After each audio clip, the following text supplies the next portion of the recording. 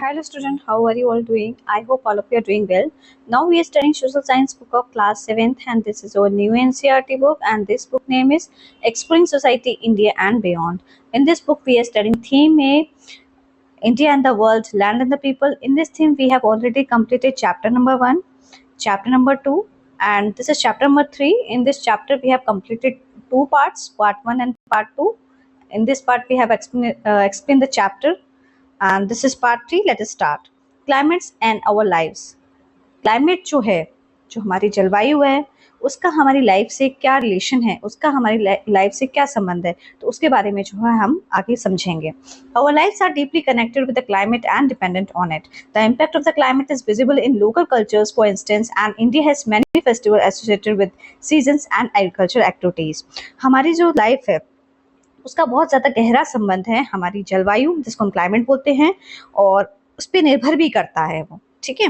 और अब देखेंगे जो बहुत सारे हमारे फेस्टिवल्स हैं जो अलग अलग स्टेट्स में ऑर्गेनाइज किए जाते हैं वो सीजन से संबंधित है, और वही जो फेस्टिवल जो सीजन से संबंधित है वो किस पे बेस्ड है, वो एग्रीकल्चर एक्टिविटीज़ पे बेस्ड है.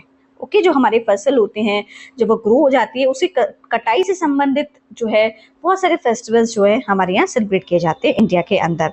तो इसी तरीके से जो है हमारा क्लाइमेट जो है वो हमारे लोकल जो सांस्कृतिक कल्चर है उसमें दिखाई देता है, हमारी संस्कृति में दिखाई देता है. इस तरीके से हमारे क्लाइमेट का जो है काफ़ी अच्छा रिलेशनशिप जो है वो हमें देखने को मिलता है हमारी लाइफ से. Let's explore. Reach out to your grandparents और एल्डर्स इन योर नेबरहुड. आपको क्या करना है, आपके जो ग्रैंड पेरेंट्स हैं या आपके आसपास कोई आपसे बड़े लोग रहते हैं, एल्डर्स हैं, उनसे आप जाके मिलिए. Ask them about the traditional festivals and dances they remember from the childhood and youth, specially those related to agriculture and way. आप उनसे पूछिए क्या क्या फेस्टिवल्स जो हैं आपने अपने बचपन में भी ऐसे फेस्टिवल्स में आपने पार्टिसिपेट किया होगा जो एग्रीकल्चर और बारिश से संबंधित होंगे. ठीक है. जो खेती बाड़ी और बारिश से संबंधित होते हैं तो उससे रिलेटेड लोग ऐसे तरीके से फेस्टिवल सेलिब्रेट करते हैं कि गाना गाते हैं, डांस करते हैं. ठीक है. जैसे कि बिहू है जो कि आसाम में सेलिब्रेट किया जाता है. What rituals did they participate in. और इसी तरीके का आप देखेंगे लोहड़ी जो है पंजाब में सेलिब्रेट की जाती है. Every year it is celebrated on 13 January. Okay. और हमारे यहाँ मकर संक्रांति हम लोग सेलिब्रेट करते हैं जनवरी में. तो these festivals are related to agriculture. Okay. What rituals, especially those related to participate in it.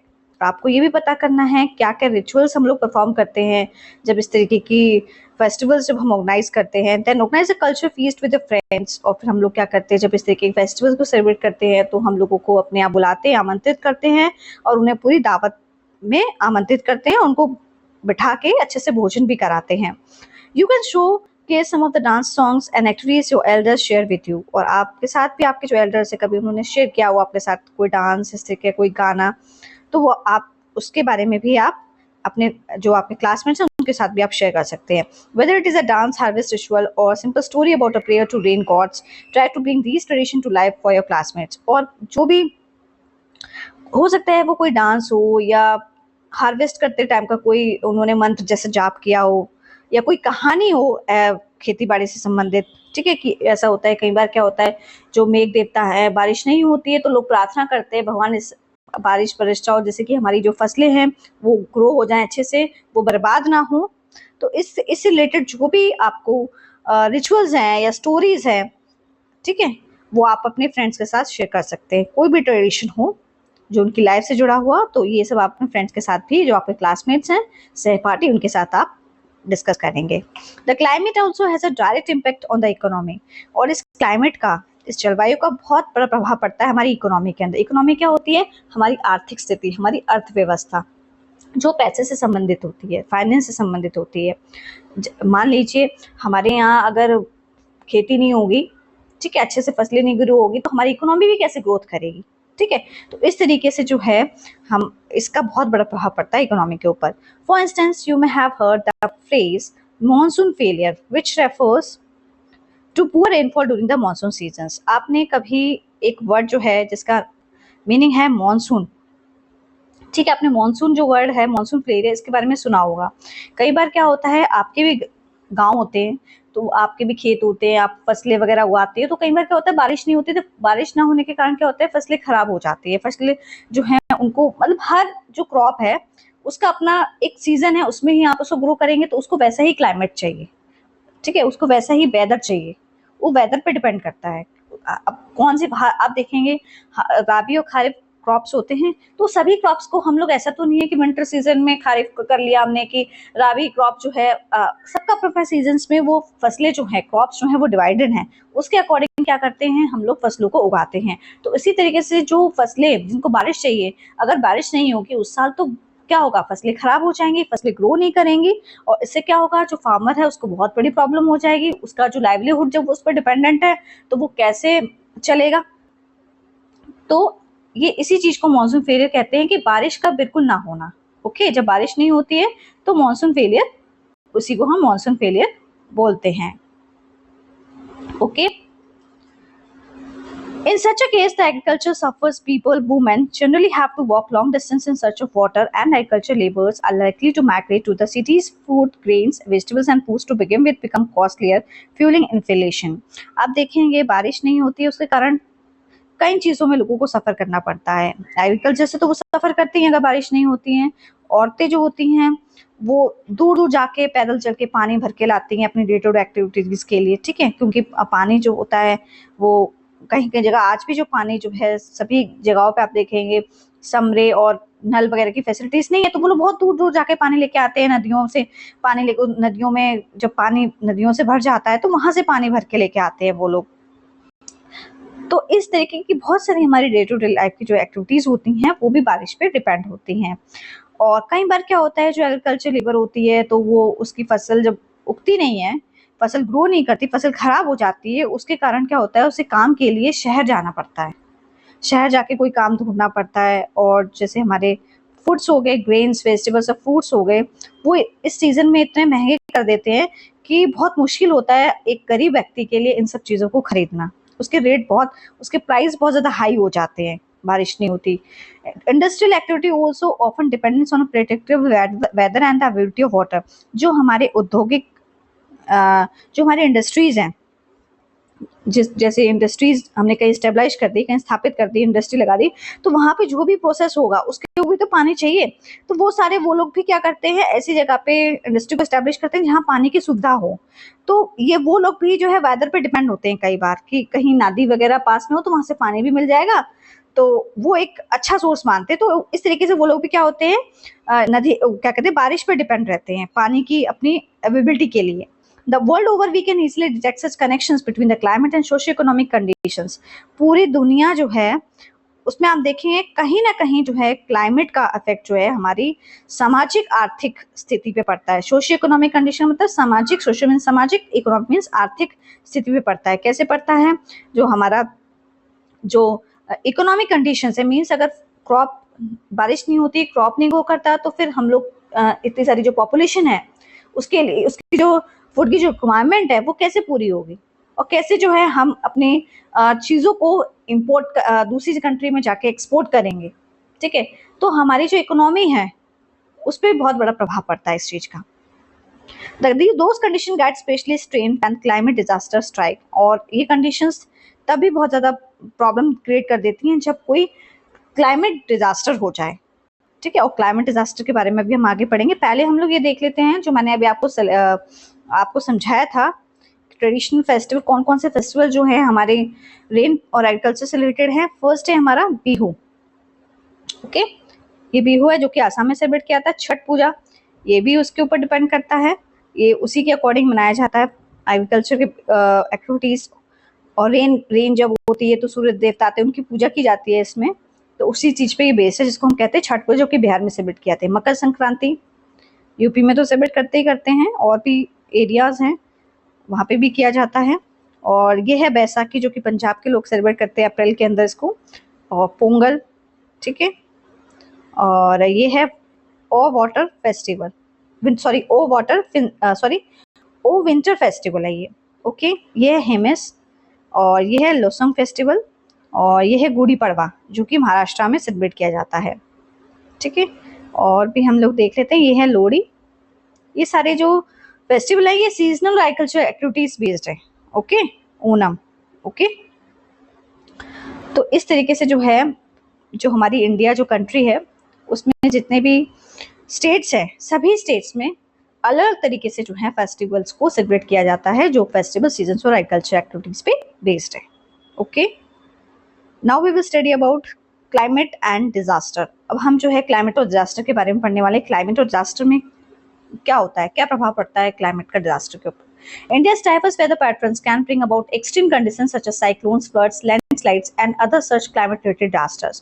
हमारे भारत देश में क्या होता है, जो वेदर का पैटर्न है कि कभी बारिश हो गई, कि कभी धूप हो गई, कि कभी अचानक से हवा चलने लग गई, उसके वजह से जो है कभी बहुत घनघोर स्थिति उत्पन्न हो जाती है, बहुत भयानक स्थिति उत्पन्न हो जाती है, जिसको हम कहते हैं साइक्लोन्स आ गए। साइक्लोन्स कब आते हैं, जब बहुत तेज हवा का जो प्रभाव है, समुद्र के अंदर जो लो प्रेशर एरिया जो क्रिएट हो जाता है, उसके वजह से साइक्लोन्स आते हैं। फ्लड्स, बाढ़ आ जाती है, एकदम ओवरफ्लो होने लग जाता है पानी। आप देखेंगे नदियों में इतना बारिश के कारण पानी भर जाता है कि वो जो उसका बैंक किनारा होता है उससे भी वो आगे निकल के चला जाता है, तो उससे जो लोगों की लाइफ पे बहुत ज़्यादा इफेक्ट पड़ता है। इससे भी लैंडस्लाइड हो जाता है। कहीं पे आप देखेंगे पहाड़ी एरियाज में, सिक्किम वगैरह या हिमाचल प्रदेश वगैरह पे, वहाँ पे क्या होता है, पेड़ जो है वो गिर जाता है नेचुरली, तो क्या होता है उसकी जो मिट्टी है पूरी खसक के, जो पत्थर वत्थर सब खसक के जो है वो रोड पे आ जाते हैं। इस तरीके से जो क्या होता है, जो लोग जा रहे होते हैं तो वो पूरा एक ट्रैफिक जैसे क्रिएट कर देते हैं वहाँ पे। And other such climate related disaster, इसी तरीके से और भी डिजास्टर्स हो सकते हैं। These events affect people's lives, disturb agriculture.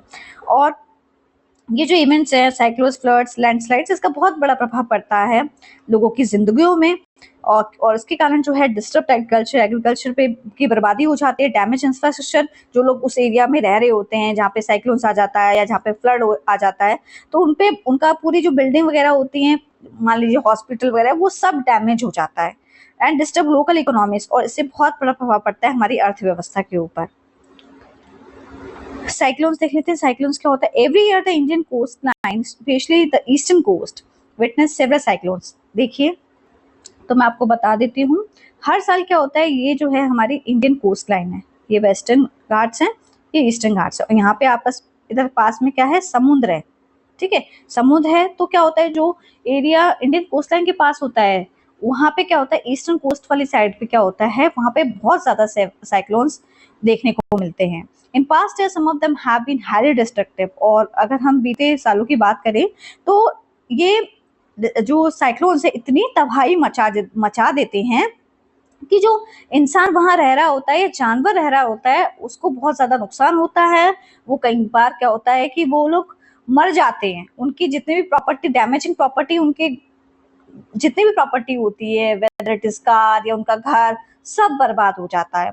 And infrastructure, infrastructure means कुछ और भी, जैसे वहाँ स्कूल वगैरह हो, सब कुछ बर्बाद हो जाता है। अपरूटिंग ट्रीज, कई बार क्या होता है, ट्रीज जो हैं वो जो है उखड़ जाते हैं वहां से और गिर जाते हैं अपने आप। एंड कॉजिंग सॉइल इरोशन, उसके कारण क्या होता है, जब बारिश होती है तो वो मिट्टी जो है बह के चली जाती है, तो क्या होता है, इससे सॉइल इरोशन होता है, मिट्टी जो है वो बिल्कुल उसका इरोजन हो जाता है, उसकी जो फर्टिलिटी है वो खत्म हो जाती है। The India meteorological department IMD keeps track of coming cyclones and provides information on their formation, evolution, place of landing.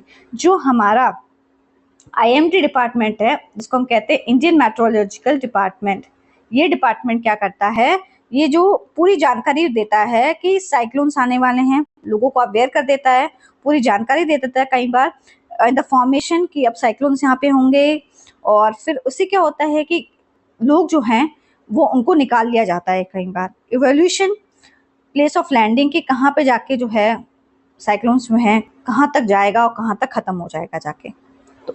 तो इसीलिए जो IMD जो डिपार्टमेंट है हमारे देश का, वो इन सब चीज़ों की पूरी जानकारी रखता है कि कौन से एरिया में साइक्लोन्स आ सकते हैं, तो इनको पूरी फुल इन्फॉर्मेशन होती है। इससे क्या होता है, लोग अवेयर हो जाते हैं, तो उनकी जो लॉस ऑफ लाइफ है वो उनकी ज़िंदगी बच जाती है इसके कारण। Don't miss out, this is an important information. The National Disaster Response Force NDRF is specially trained to respond to natural as well as human made disaster. जो नेचुरल डिजास्टर रिस्पॉन्स फोर्स है, जिसको हम क्या बोलते हैं, NDRF, ये एक force होती है, इसका ये इन्होंने लोगो दिया है यहाँ पे, सिंबल पूरा। तो ये जिस तरीके से नॉर्मल फोर्स होती है उसी तरीके से ये भी एक फोर्स बनाती है गवर्नमेंट इसको, वो ऐसे लोगों को बचाने के लिए बनाती है जो नेचुरली कोई डिजास्टर आने वाला है, जो प्राकृतिक डिजास्टर हो रहे हैं या फिर इंसान के द्वारा डिजास्टर्स उत्पन्न हो रहे हैं, उसके कारण जो लोग प्रभावित होते हैं उनको ये बचाने का काम करते हैं, उनको रेस्क्यू का काम करते हैं, उनको एवैक्यूएशन का काम करते हैं। NDRF battalions are located at 12 different locations in India. NDRF के जो बटालियंस है इसकी यूनिट्स बनी हुई हैं, जिसको हम बटालियंस बोलते हैं। ये 12 डिफरेंट लोकेशन है इंडिया के अंदर, वहाँ पे एनडीआरएफ बटालियंस जो हैं वो लोकेटेड हैं। पूरी कितनी एनडीआरएफ बटालियंस है हमारे देश के अंदर? 12 है, तो जो कि डिफरेंट डिफरेंट लोकेशंस पे इंडिया में उनको स्थापित किया गया है। The NDRF has played a key role in rescue and evacuation during disaster like cyclones, landslides and floods. NDRF जो है काफी अहम रोल प्ले करते हैं लोगों की लाइफ को बचाने के लिए, उनको बाहर निकालने के लिए ऐसे डिजास्टर में जो लोग फंस जाते हैं, और जैसे कि साइक्लोन्स आ गया या लैंडस्लाइड्स हो गया, फ्लड्स हो गए, तो इस सिचुएशन से लोगों को निकालने के लिए जो है एनडीआरएफ जो है play a important role in our life. Okay, Now we will see how a cyclones form. Cyclones कैसे form होते हैं, कैसे बनते हैं? We saw that in some special situation, the atmosphere pressure near the sea becomes lower than the surrounding area. कई बार क्या होता है कि जो एटमॉस्फेरिक प्रेशर होता है ना सी के आसपास, सी क्या है? समुद्र, उसके आसपास क्या होता है? एटमॉस्फेरिक प्रेशर जो है समुद्र के अंदर वो लोअर बहुत कम हो जाता है सराउंडिंग एरिया से, ठीक है, creating a low pressure system. उसकी वजह से क्या होता है? लो प्रेशर सिस्टम हो जाता है। This is an invitation to the air from surrounding areas to come into the low pressure area. ये क्या होता है कि एयर जो है वो सराउंडिंग एरिया से आएगी और वहां पे लो प्रेशर एरिया होगा वहां पे, ठीक है, and the air from the sea moves in bringing, तो वो क्या करेगी? एयर जो आएगी वो गोल गोल गोल गोल गोल गोल घूमती चली जाएगी, ठीक है, उस एरिया के अंदर, और वो अपने साथ मॉइस्चर रेन भी लेके आएगी। When the low pressure system is intense, जब लो प्रेशर सिस्टम बहुत ज्यादा तीव्र रूप धारण कर लेगा और विंड की स्पीड बहुत ज्यादा हाई हो जाएगी, तो उससे क्या हो जाएगा? ये गोल गोल गोल गोल घूमता घूमता क्या हो जाएगा? साइक्लोन हो जाएगा। उसी एरिया में क्या होगा? उसमें क्या होगा? जो लो प्रेशर सिस्टम है वो हाई प्रेशर जो होगा वो लो प्रेशर से जब क्रिएट, मैं आपको यहाँ एक्सप्लेन कर देती हूँ। ये वाला एरिया है, मान लीजिए ये एरिया है, यहाँ पे लो प्रेशर सिस्टम है, ठीक है, तो क्या हुआ? कई बार क्या होता है इस एरिया में ऐसे ऐसे जो वो हवा आती है वो इस तरीके से आती है, तो कई बार क्या होता है जहाँ लो प्रेशर एरिया सिस्टम होता है वहां पे क्या होता है हाई प्रेशर एरिया उसको अपनी तरफ आकर्षित करता है। उसकी वजह से क्या होता है कि जो साइक्लोन है वो गोल गोल गोल गोल उसी एरिया में जाके साइक्लोन बनने लग जाता है। और इसमें जो हवा आती है वो अपने साथ समुद्र में मॉइस्चर और रेन लेके आती है। जब लो प्रेशर सिस्टम ज्यादा हो जाता है, बहुत तेज हो जाता है, तो विंड की जो हवा स्पीड होती है वो भी हाई हो जाती है, तो वो गोल गोल गोल गोल घूमता है और इससे क्या हो जाता है? एक साइक्लोन क्रिएट हो जाता है। As winds collect moisture they form clouds. कई बार क्या होता है जब जो विंड आएगी ना मॉइस्चर लेके यहाँ पे, वो क्लाउड बादल बना देगी इस वाले एरिया में, एंड रोटेट इनवर्ड्स, और वो अंदर की तरफ घूमती रहेगी फ्रॉम द सेंटर, एक गड्ढा सा कर देगी इसके अंदर, वो डिप्रेशन क्रिएट कर देगी। This centre which is cloudless is called the I of the cyclone. और बीच में एक ऐसा सेंटर होगा, ठीक है, बीच में एक ऐसा सेंटर होगा, इसको हम आई बोलते हैं, ठीक है, इसको आई ऑफ क्या बोलते हैं? आई ऑफ द साइक्लोन। ओके, और ये सारी एक्टिविटीज के आसपास हो रही होंगी। Think about it water clouds. देखिए ये वाला एरिया है, ये आपको दिखा देती हूँ मैं कैसे साइक्लोन हो रहा है। हाँ, आई ऑफ द स्टॉर्म की हम बात कर लेते हैं।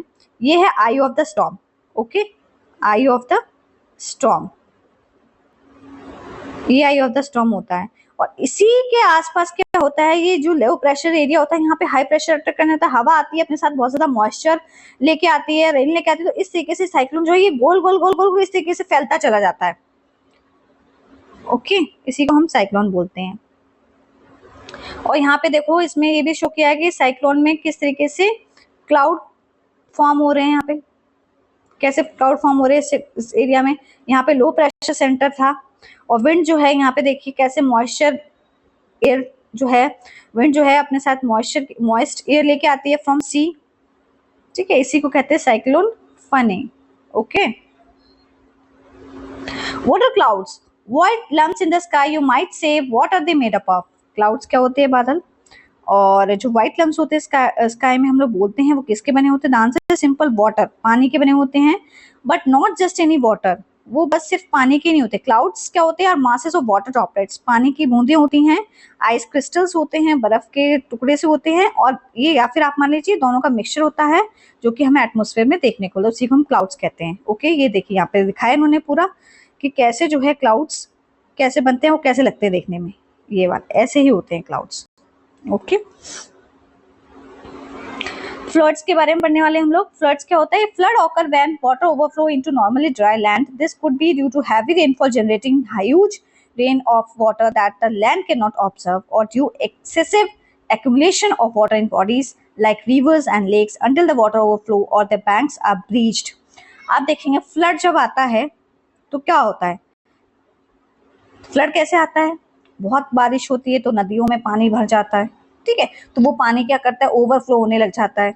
जहाँ पे सूखी लैंड होगी, मतलब जहाँ पे उसकी बाउंड्रीज होंगी, बैंक्स होंगे ना, वहां से वो उस एरिया में भी पानी जाके हाई स्पीड से फैलने लग जाएगा, जाके ओवरफ्लो होने लग जाएगा अपनी बाउंड्री से। This could be due to heavy rainfall generating huge run off water that the land cannot absorb due to excessive accumulation of water in bodies like rivers and lakes. और ये rivers और lakes में भी हो सकता है, lakes में भी हो सकता है। ऐसे क्यों होता है? ज़्यादा बारिश होने से, या फिर कहीं से कोई ज़्यादा पानी बह के आ रहा है, कहीं से मान लीजिए ग्लेशियर से आ रहा है, ह्यूज रन ऑफ वाटर, ज़्यादा पानी आ रहा है लैंड के ऊपर और वो ऑब्जर्व नहीं कर पा रही, उसको सोख नहीं पा रही, और जब ज़्यादा एक्यूमुलेशन हो रहा है वाटर बॉडीज का लाइक रिवर्स और लेक्स में, तो क्या होता है? पानी ओवरफ्लो करने लग जाता है अपने किनारों के आसपास। जब किनारों के आसपास से पानी ओवरफ्लो होना जाता है तो वो जगह जगहों पे जो है फैलता चला जाता है, उससे क्या होता है? बाढ़ आ जाती है। Floods occur frequently during the monsoons, और फ्लड्स जो हैं वो बहुत जल्दी जल्दी फ्लड्स आपको मानसून सीजन में देखने को मिलेंगे। बहुत ज़्यादा कई एरिया हैं इंडिया के अंदर वहाँ पे फ्लड्स जो हैं नॉर्मली हमें मानसून सीजन में देखने को मिलते हैं। State such as Uttar Pradesh, Uttar Pradesh में भी ऐसे बहुत सारे एरियाज हैं जहाँ पे आपको फ्लड देखने को मिलेगा। हर साल आपको देखने को मिलेगा, ये कहीं ना कहीं ज़रूर मिलता है। इस साल आप देखेंगे इलाहाबाद के अंदर जो है वहाँ पे भी जो गंगा नदी है उसके आसपास देखिए आप फ्लड आ गया है, लोगों के घर डूब गए हैं जो उसके आसपास जो लोग रहते हैं। Uttar Pradesh, Bihar, Kerala, Andhra Pradesh and Assam are particularly vulnerable to floods. ये ऐसे स्टेट्स हैं जहाँ पे फ्लड्स आते ही हैं। मोस्टली फ्लड्स से लोग जो हैं वो प्रभावित हो जाते हैं, कई बार उनकी घर, प्रॉपर्टी सब कुछ डूब जाता है वो। लेट्स एक्सप्लोर, ये क्या है? नेचुरल डिजास्टर है फ्लड। हैव यू सीन और रीड अबाउट फ्लड्स? क्या आपने कभी फ्लड्स के बारे में पढ़ा है? Look at the physical map of India, और आप इस तरीके से फिजिकल मैप जो है इंडिया का देखेंगे। Discuss in pairs, why do you think floods occur in the areas above mention above. तो आप सोचेंगे फ्लड क्यों आता है उस एरिया में। In the Himalayan regions, on the other hand, floods occurs when glaciers, lakes overflow. Himalayan regions में क्या होता है? जहाँ पे पहाड़ी वाले एरिया होते हैं ना, वहाँ पे क्या होता है?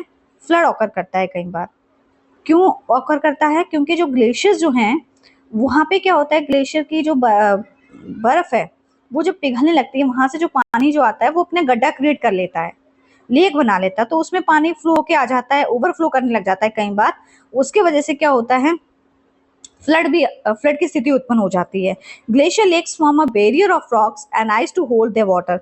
ग्लेशियर जो लेक्स होते हैं वो एक पत्थरों का, जो रॉक्स के जो बैरियर होते हैं ना, जो बने हुए होते हैं, वो क्या करते हैं? वो पानी को होल्ड करके रख लेते हैं।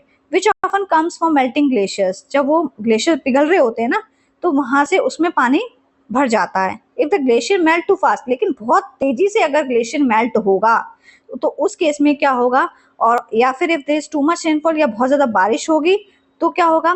जो प्रेशर है वो कॉज करेगा, वाटर को ब्रेक करेगा थ्रू द बैरियर, उनके किनारों से पार करके क्या होगा? वो पानी जो है बाहर की ओर निकलना शुरू हो जाएगा। That is called glacier burst, उसको हम ग्लेशियर बस्ट कहते हैं।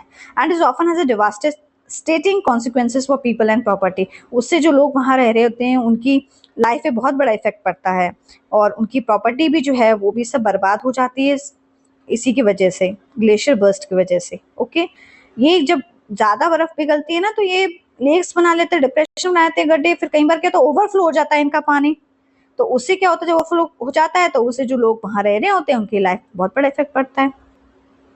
तो ये कुछ नेचुरल डिजास्टर्स हैं, मैं आपको बता देती हूँ। साइक्लोन जब आता है तो इस तरीके की स्थिति उत्पन्न हो जाती है। लैंडस्लाइड जो है, ये पेड़ जो है जैसे गिर गया तो ये इसकी मिट्टी खसक के पानी के साथ, बारिश के साथ बह बह के एक नीचे की तरफ आ जाती है रोड पे।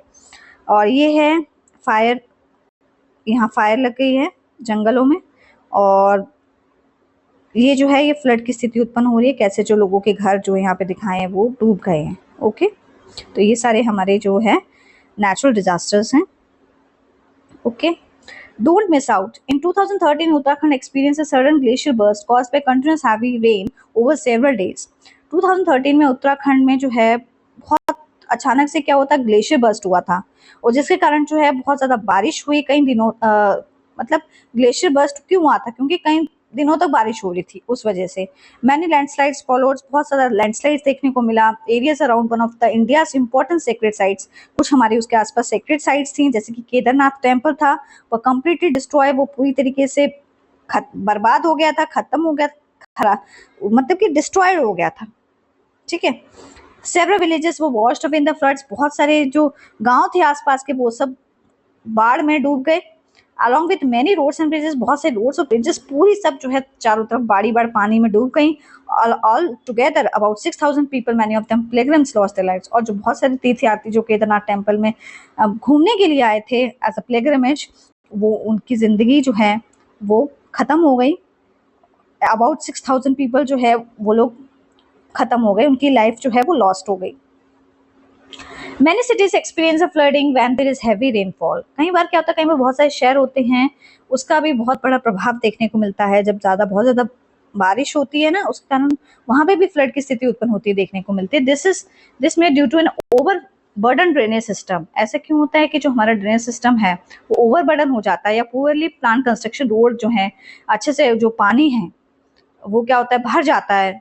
तो वो पानी जो होता है वो शहरों में आके भर जाता है, तो उससे क्या होता है, जो आसपास घर होते हैं वो भी, उनमें भी पानी भर जाता है, तो वाटर लेवल बहुत ज्यादा हो जाता है। उसके कारण बारिश के कारण ज्यादा पानी होता है, तो फिर बहुत नीचे मतलब लेवल होता है, कहीं निकासी नहीं होता पानी का कि ये पानी किस तरफ जाएगा। तो इस कारण पे जो है फ्लड जैसी स्थिति जो है हमें शहरों में भी देखने को मिलती है, क्योंकि जो रोड होती है वहां पे जब ज्यादा बारिश होती है तो पूरा रोड जो है पानी से भर जाता है।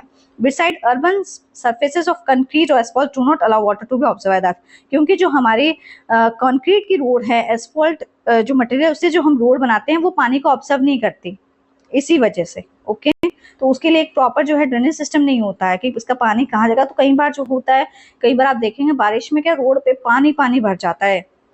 जब बहुत ज्यादा तेज बारिश होती है उससे भी क्या होता है, फ्लड की सिचुएशन क्रिएट हो जाती है।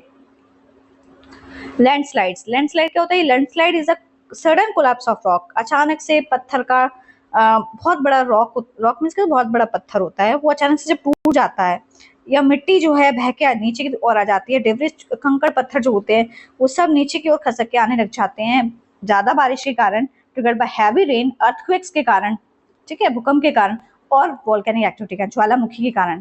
Landslides are common in hilly and mountainous region such as Himachal Pradesh, Uttarakhand, Sikkim and Arunachal Pradesh as well as the Western Ghats and hilly regions. Landslides जो है आम बहुत नॉर्मल चीज मानी जाती है इसको, हिली और माउंटेन रीजन्स में ये अक्सर इस तरीके की सिचुएशन अराइज होती रहती है। हिमाचल प्रदेश में होता है लैंडस्लाइड, उत्तराखंड, मतलब जितने भी हिली और माउंटेन रीजन्स हैं वहाँ पे आपको लैंडस्लाइड्स देखने को मिलेगा, कभी भी देखने को मिल सकता है।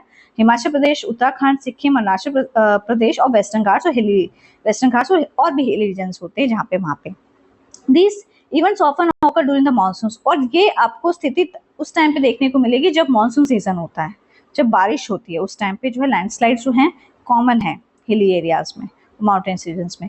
इन those regions the chances of landslides have increased due to human activities such as cutting down of forest, building infrastructure without following approved methods, and the construction of too many buildings that block the natural flow of water.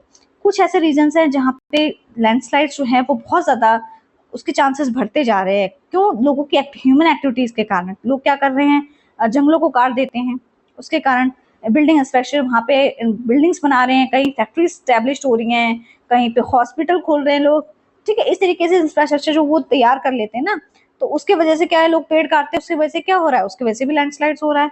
Without following approve methods, उनको एक सही तरीका नहीं पता कि किस तरीके से हम लोग को काम करना है। कंस्ट्रक्शन ज्यादा से ज्यादा बिल्डिंग्स बन रही है, उस वजह से क्या होता है, ब्लॉक हो रहा है, नेचुरल फ्लो ऑफ वाटर नहीं हो पा रहा है, उसके कारण भी क्या होता है, लैंडस्लाइड्स हो जाता है। लास्ट जो है इसका फॉरेस्ट फायर, ये वाला हम टॉपिक समझ रहे हैं। फॉरेस्ट फायर क्या होता है, जंगलों में आग लग जाना। कई बार जंगलों में आग लग जाती है, देखेंगे आप लोग ह्यूमन जो है कई बार क्या होता है आग लगा के क्या होता है जंगलों में लोग आग लगा के बैठ जाते हैं क्योंकि वहां तो ड्राई क्लाइमेट होता है।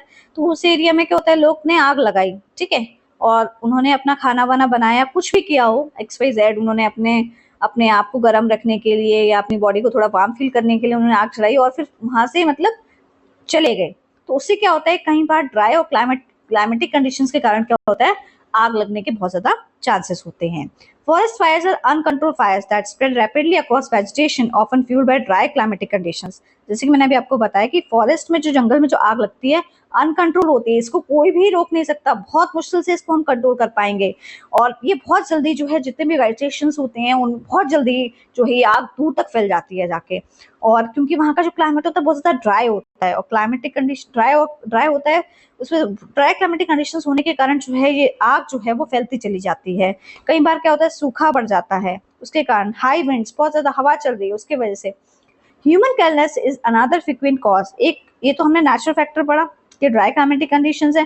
दूसरी चीज है इंसान की लापरवाही के कारण भी क्या होता है कई बार आग लग जाती है। जैसे कि मैंने आपको बताया कि लोग आए, उन्होंने खाना बनाया, फिर वहां पे जो थोड़ी बहुत आग लगाई थी, खाना बना के वहां पे उसको उन्होंने बुझाया नहीं और वो चले गए वहां से, तो क्या होता है आग लगने का खतरा रहता है।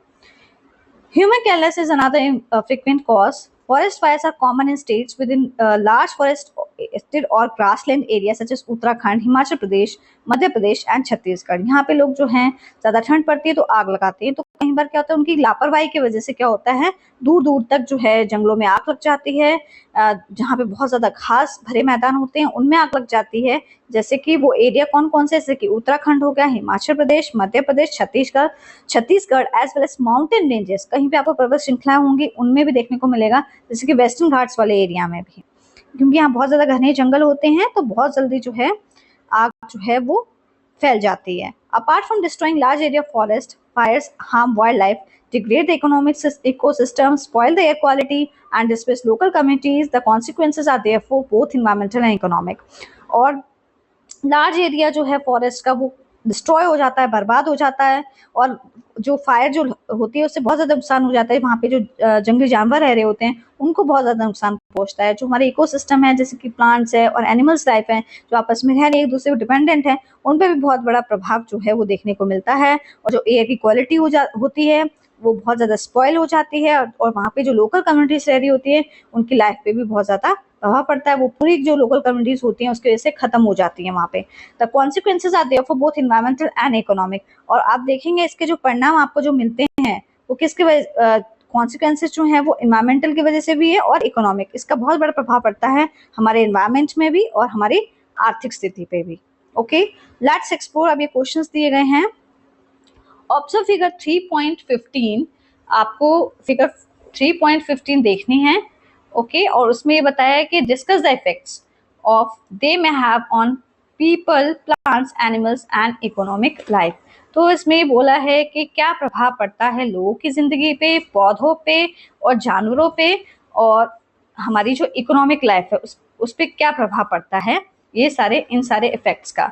तो ये आपको डिस्कस करना है, जो कि जैसे हमने अभी नेचुरल डिजास्टर पढ़ा, लैंडस्लाइड, फॉरेस्ट फायर्स, तो इन सब का क्या प्रभाव पड़ता है। तो पीपल पे क्या प्रभाव पड़ता है पहले आपको ये बताना है। पीपल पे प्रभाव पड़ता है कि लोग जो हैं वो अपनी जिंदगी खो देते हैं, ठीक है, उनको बहुत ज्यादा कई बार लोगों को जो है चोट भी लग जाती है और वहां से लोगों को डिस्प्लेसमेंट करना पड़ता है।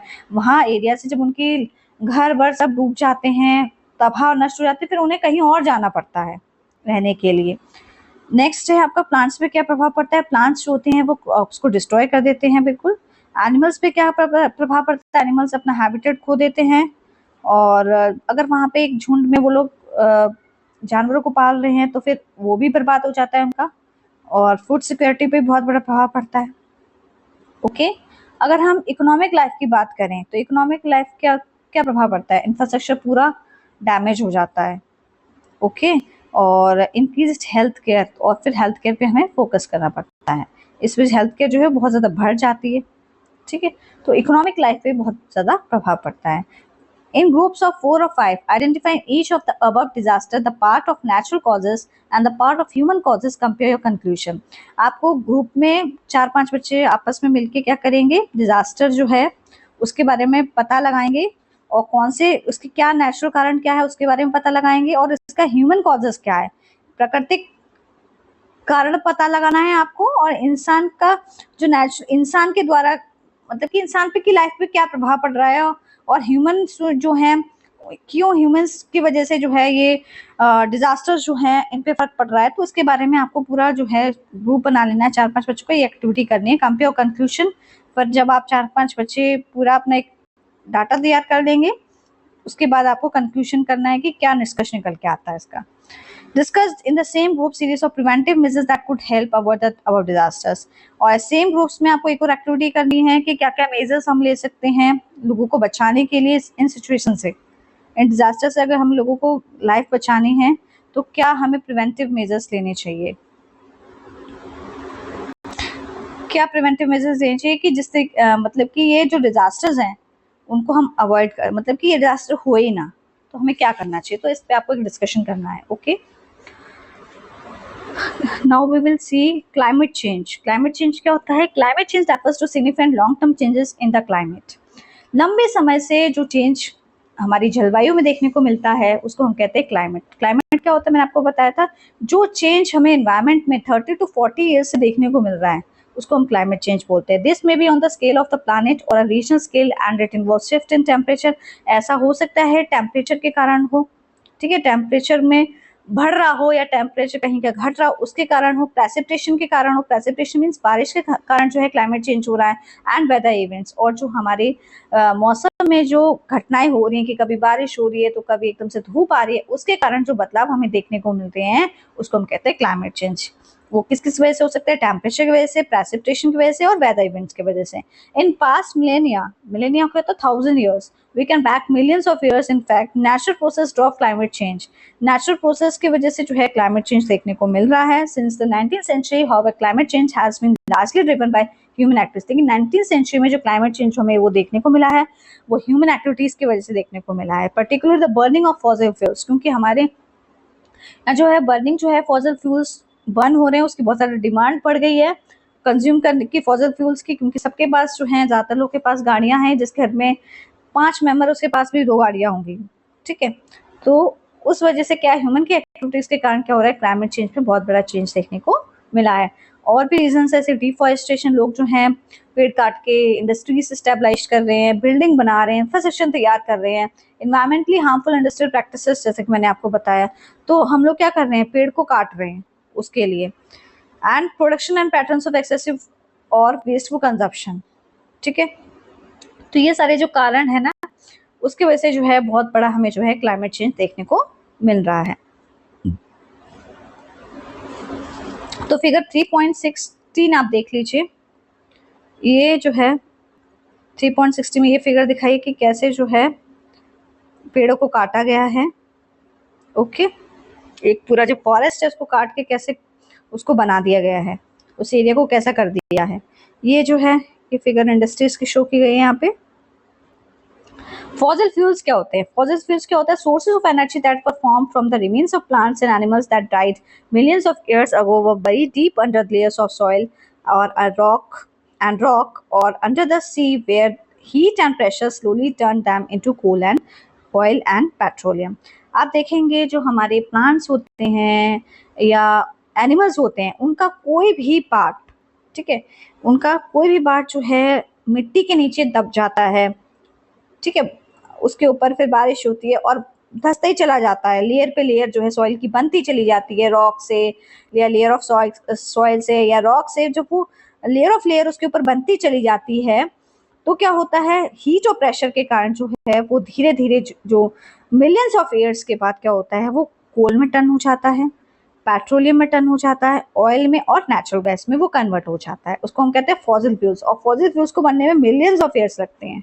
ओके, जो प्लांट्स और एनिमल्स के रिमेन्स होते हैं जब उनको जब वो मर जाते हैं मिलियंस ऑफ ईयर्स लग जाते हैं और वो जमीन के नीचे पत्थर के नीचे एक लेयर ऑफ लेयर बनती चली जाती है, वो धंसते चले जाते हैं, एकदम दब जाते हैं जाके, और हीट और प्रेशर के कारण क्या होता है वो कोल और पेट्रोलियम और ऑयल और नेचुरल गैस में बदल जाते हैं। उसको हम कहते हैं fossil fuels.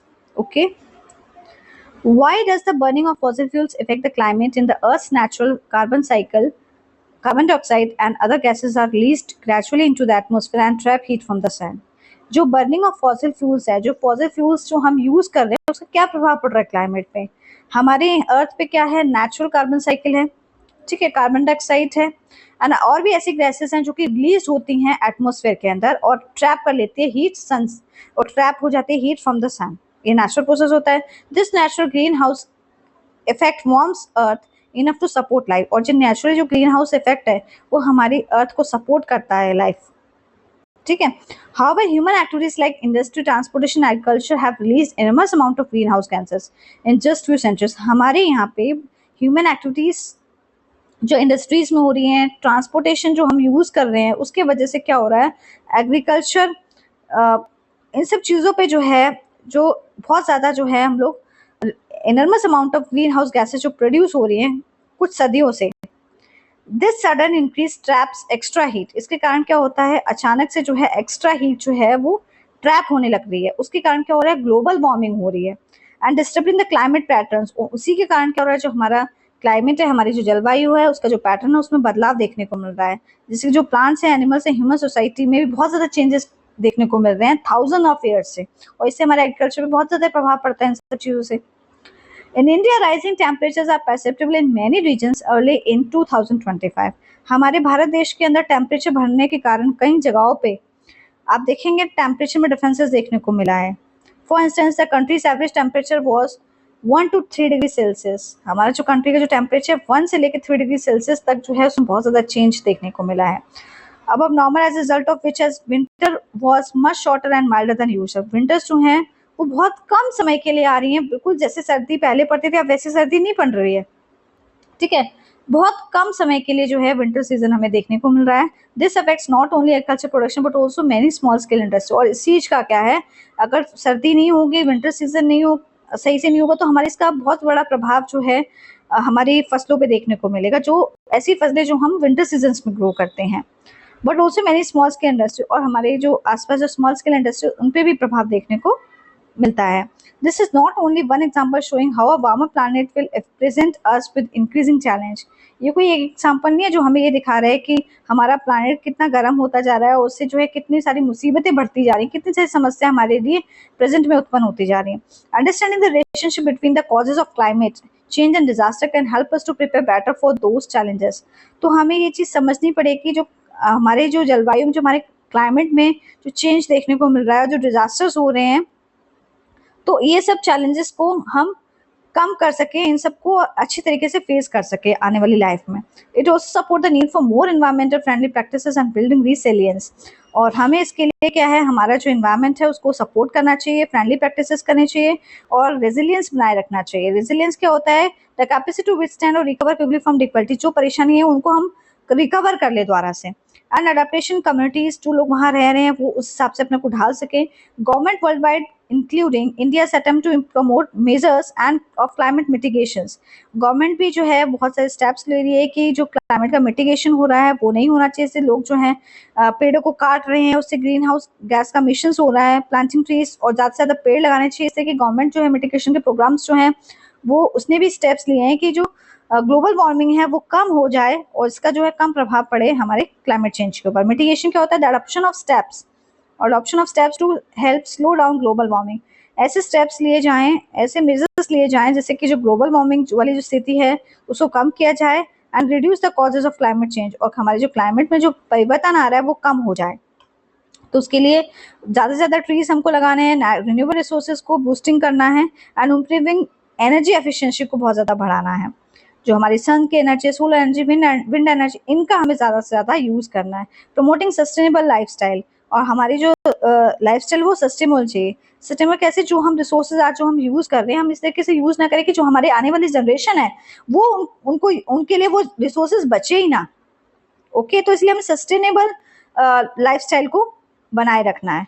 But these often clash with the desire for economic growth and increase consumption, और इसका जो है कहीं ना कहीं जो है इसका असर जो इकोनॉमिक ग्रोथ पे भी देखने को मिल रहा है एंड इंक्रीज कंजप्शन। लोगों के जो कंजप्शन जो है, पॉपुलेशन बढ़ रही है तो कंजप्शन भी बढ़ रहा है। ओके, आप देखेंगे आज कितना ज़्यादा चेंज आ गया है। हर घर में आपको 2-2 3-3 एसी देखने को मिलेंगे। तो उसकी वजह से जो है बहुत ज़्यादा जो है हमारी जो कंजप्शन जो है हमारा वो बढ़ चुका है, और हमारी इकोनॉमिक जो भी वो इकोनॉमिक ग्रोथ भी हो रहा है हमारे यहाँ, वो कैसे हो रहा है, हमारे जितने ज़्यादा इंडस्ट्रीज़ हैं उतना ज़्यादा हमारे यहाँ एम्प्लॉयमेंट है, तो उसके कारण जो है बहुत बड़ा जो है प्रभाव जो है वो देखने को मिल रहा है। इसी वजह से जो है क्लाइमेट में बहुत ज़्यादा परिवर्तन आ रहा है, क्लाइमेट में चेंज हो रहा है। समर सीज़न जो है, ज़्यादातर समर सीज़न जो देखेंगे लॉन्ग टाइम पीरियड में आपको तक देखने को मिलेगा, और जो समर सीजन्स है, सॉरी जो विंटर सीजन्स है, वो बहुत ही शॉर्ट पीरियड ऑफ टाइम हो गया। अब सर्दी ही नहीं पड़ती जिस तरीके से पहले सर्दियाँ पड़ती थी। ओके, तो इन सब चीज़ों का बहुत ज़्यादा जो हमारी ह्यूमंस की एक्टिविटीज़ हैं, जो हमारे नेचुरल डिजास्टर्स हैं, इनका बहुत बड़ा प्रभाव जो है हमारी इकोनॉमिक ग्रोथ पे देखने को मिलता है। Now we will see the summary of this chapter. Before we move on, India's diverse climate is shaped by its geography, including mountains, desert, and plateaus. हमारे भारत देश में क्लाइमेट जो है वो अलग अलग जगहों पे अलग अलग जैसा देखने को मिलता है। जैसे कि आप माउंटेन्स में देखेंगे वहाँ का क्लाइमेट अलग है, डेजर्ट्स एरिया का अलग है, वहाँ ड्राई है, और प्लेट्यूज में अलग तरीके का क्लाइमेट्स आपको देखने को मिलेगा। Weather is a short term season recur on yearly basis. Weather जो है वो बहुत कम समय के वेदर जो है वो बहुत कम समय के लिए, आप देखें कोई भी वेदर जो है शॉर्ट टर्म सीजन होता है ये। और वेदर आप देखें शॉर्ट टर्म सीजन कैसे होता है, थोड़े टाइम पीरियड के समर सीजन आ गया, फिर स्प्रिंग सीजन आ गया, फिर ऑटम सीजन आ गया। तो ये जो है वेदर जो है शॉर्ट टर्म सीजन होता है, जो कि एयर के बेसिस पे डिवाइडेड है कि इस टाइम पे इतना ये टाइम रहेगा, तब ये सीजन रहेगा, इस टाइम पे ये सीजन रहेगा। And climate reflects long term pattern over decades. Means weather जो है आपको डे टू डे चेंजेस होते हैं, मतलब आपको देखने को मिलेंगे। ठीक है, कभी बारिश हो रही है, कभी धूप हो रही है, तो ये जो थोड़ी देर के लिए जो बदलाव हमें देखने को मिलते हैं मौसम में, उसको हम वेदर कहते हैं। क्लाइमेट जो है लॉन्ग टाइम पैटर्न में 30 ईयर्स से जो हम पैटर्न देखते आ रहे हैं कि ऐसे ही इसी महीने में सिर्फ सर्दी पड़ती है और इतने महीने तक गर्मी रहती है, उसी को हम कहते हैं climate. Factors such as latitude, altitude, proximity to the sea, wind and topography determine the climate. Factors हैं जैसे कि लैटिट्यूड हो गया हमारा, एल्टीट्यूड हो गया, प्रॉक्सिमिटी टू द सी जिसके बारे में हमने इस चैप्टर में समझा था, टोपोग्राफी, इन सब का बहुत ज़्यादा प्रभाव पड़ता है क्लाइमेट के ऊपर, और यही चीज़ें जो हैं हमारे क्लाइमेट को डिटरमाइन करती हैं। Monsoons are a vital for agriculture, influencing crop cycles and livelihood. Monsoon जो है वो बहुत ज़रूरी है हमारे एग्रीकल्चर क्रॉप के लिए, और इसका बहुत ज़्यादा प्रभाव पड़ता है क्रॉप्स की साइकिल्स पे और हमारी लाइवलीहुड्स पे भी। Okay, climate is connected with cultural traditions, festivals, agriculture, economic activity. Climate का बहुत ज़्यादा गहरा संबंध है कल्चरल ट्रेडिशन से, फेस्टिवल से, एग्रीकल्चर, इकोनॉमिक एक्टिविटीज, जैसे कि हमने पढ़ा था बिहू, कहीं पे फेस्टिवल से रिलेटेड बिहू से फेस्टिवल सेलिब्रेट किया था, कहीं गुड़ी पड़वा है, ओके, कहीं लासंग है। तो इस तरीके से ये सारे जो फेस्टिवल्स हैं ये क्लाइमेट से ही उनका गहरा संबंध है। Understanding the climate helps prepare for natural disaster like floods and cyclones. जब हमें क्लाइमेट्स की अगर अच्छे से समझ होगी, वो हमें ये चीज़ समझने में मदद करते हैं, जो हमारी प्राकृतिक आपदाएं आती है ना, जैसे कि फ्लड्स और साइक्लोन्स, तो उसको भी हम अच्छे से समझ सकते हैं, उसके लिए हम तैयार रह सकते हैं। अगर हमें जो हमारा क्लाइमेट है वो हमें बहुत ज़्यादा हेल्प करता है, जो हमारी प्राकृतिक आपदाएं होती है, जैसे फ्लड्स और साइक्लोन्स को समझने में। Climate change leads to extremes of weather or temperature and can have severe consequences on the natural and human worlds. Climate का जो है बहुत ज़्यादा प्रभाव देखने को मिलता है वेदर के ऊपर। ठीक है, और क्लाइमेट चेंज होने के कारण जो है अत्यधिक प्रभाव आपको वेदर में देखने को मिलेगा, तापमान में देखने को मिलेगा उसके वजह से, और बहुत सारे उसके परिणाम हो सकते हैं, वो प्रकृति भी हो सकते हैं वो, और ह्यूमन वर्ल्ड्स के भी हो सकते हैं। ओके, तो क्लाइमेट चेंज से बहुत ज़्यादा जो है बहुत सारे रीजंस है इसके पीछे, जो हमें क्लाइमेट जो है चेंज देखने को मिल रहा है, उसके पीछे वेदर भी हो सकता है, टेम्परेचर का भी रीज़न हो सकता है, ओके, ह्यूमन और नेचुरल कॉजेज भी हो सकते हैं उसके लिए। Okay, thank you, please like and subscribe my channel.